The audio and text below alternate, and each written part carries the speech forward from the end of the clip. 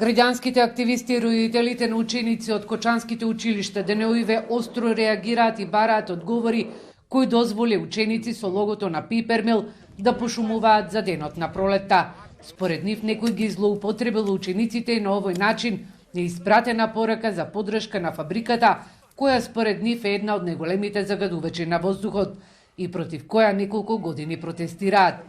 И детската амбасада Медјаше реагираше, побара децата да не се злоупотребуваат. Децата беа изманипулирани, злоупотребени со високо морална свест од страна на децата да го пошумуваат градот и многу е активистички, еколошки, би рекол, и детското учество во пракса.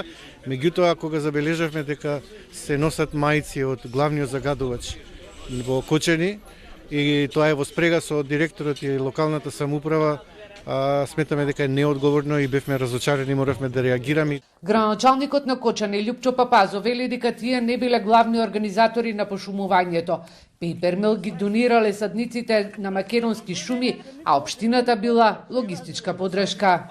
Ние не ги поттикнавме од Пейпар-Мил да ги донираат ниту садниците, ниту маиците.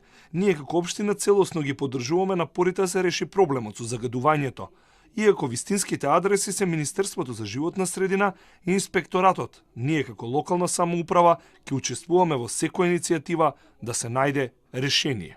Активистите почнаа со собирање на потписи, преку оваа иницијатива ќе побараат поддршка од амбасадите во земјава за решавање на проблемот со аерозагадувањето. Тие бараат ревидирање на интегрираната еколошка дозвола, нови мерни станици и пречистителна станица за отпадни води на фабриката, конечно да почне со функционирање.